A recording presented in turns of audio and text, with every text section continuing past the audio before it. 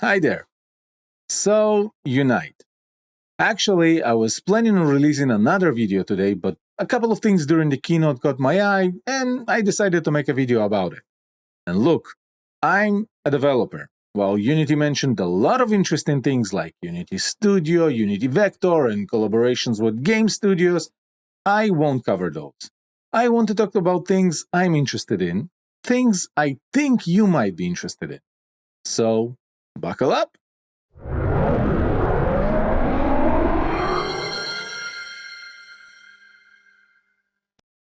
From the start and during the whole keynote, we had the develop, deploy, and grow slogan. Personally, I can relate, but honestly, while being a thing for many years, recently it has become trendy to invent 3 core company values, and to push them both internally and externally as a marketing trick. Unfortunately, it rarely means we're shifting towards a better tomorrow. Most of the times it means we will continue doing what we're already doing, and we'll try to attach those core values to it. But putting all of this HR and marketing nonsense aside, since Matthew Bromberg stepped into the CEO role, I feel like things are shifting in a good direction. We'll just have to wait and see.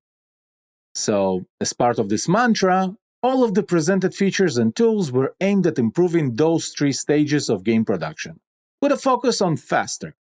Develop faster, deploy faster, and grow faster. But before anything else, I want to address an elephant in the room. This year, Unite had one of the most unexpected guests that appeared during the keynote. Tim Sweeney. Yes, this one. The founder and the CEO of Epic Games, the company behind Unreal Engine. Say what? Apparently, Unity partnered with Epic Games on 2 fronts. First, they announced that Unity In-App Purchase SDK will be available to Unreal Engine developers. For those of you who don't know what it is, it's a system for managing in-app purchases across different platforms without writing store-specific code yourself. The second thing, they announced that starting next year, Unity developers will be able to publish games directly into Fortnite. And this is the part where I choked on my coffee a little. No, not because it's huge news, which it is, but because I didn't know it was a thing. Did they misspell Epic Store or something? I actually had to Google and ask ChatGPT to understand what games inside Fortnite means. Apparently, Fortnite serves as a game store by itself, and considering the huge amount of players Fortnite has, it's great news for discoverability. Remember the grow from the mantra? Next was probably my favorite topic, CoreCLR support and .NET modernization in Unity. Quick explanation. Currently, Unity code is bottlenecked by its heavily modified but still outdated fork of Mono runtime. And you're only as strong as your weakest link, meaning IL2CPP has the same level of abilities. By migrating to the modern .NET runtime, Unity will have to update IL2CPP as well. And at last we'll be able to use all, or most, of the modern features and optimizations in the most recent .NET and CSharp versions. Things like better CPU performance, smarter GC, less fragmentation, and this includes performance gains for loops I showcased in my previous video. Unity announced that a technical preview for desktop player will be released in an upcoming Unity 6 release. It's a direct quote, so from here I can only make assumptions. 1.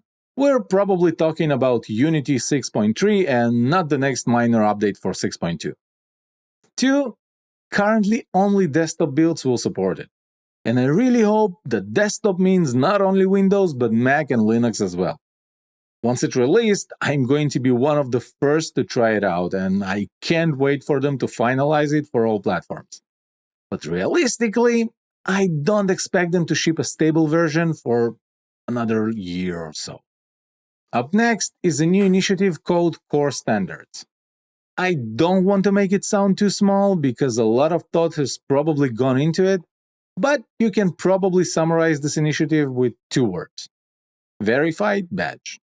In addition to that, all asset store assets will be making a final migration to the package manager, and similarly will have those verified badges. You'll be able to know who you got this package from, update it directly from the package manager, and see all of its dependencies.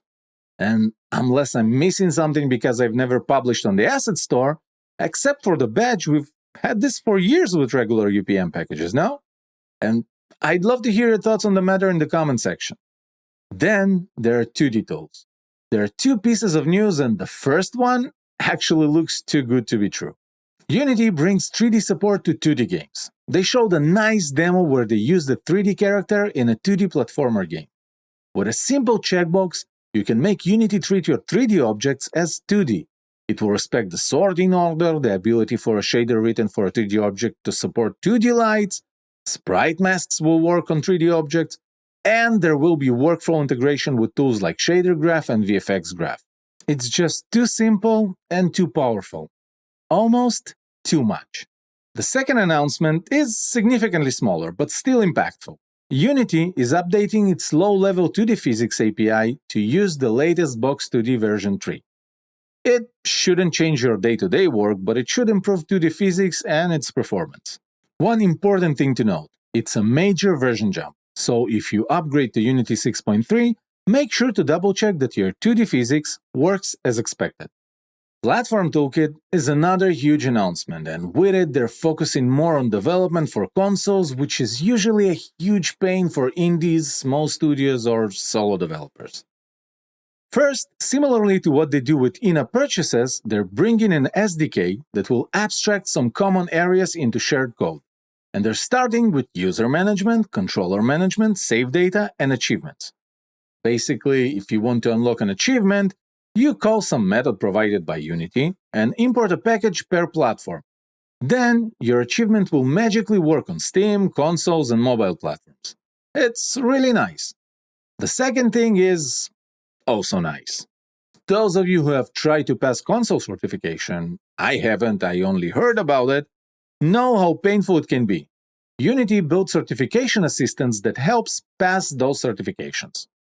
They've even gone as far as collaborating with Microsoft and ensuring this assistant passes Xbox certification. They also mentioned that they're working with other partners to complete similar verification processes. In the last year, there have been many tools Unity introduced or changed or rebranded. They're really trying to become a one-stop shop for anything related to shipping a game. Today, they also introduced the Engine Diagnostics tool. Honestly, it's bad naming in my opinion. They have to compete with things like Crashlytics or Sentry. Now those names are badass. Basically, you'll be able to collect users' data about crashes, ANRs, session durations, memory usage, and it's available only for mobile and PC. One of the last things that caught my eye was the new multiplayer template. First, multiplayer third-person gameplay sample. It's basically what the name suggests.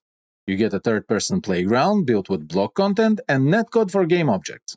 The second is multiplayer first-person shooter template. It's an example of how to build a multiplayer first-person shooter by using the new game objects and entities bridge system. As I said at the beginning, there were other topics discussed during the keynote, and I think you'll find a lot of coverage on those online. I tried to cover the things I found interesting. I'd love to hear your thoughts about everything in the comment section.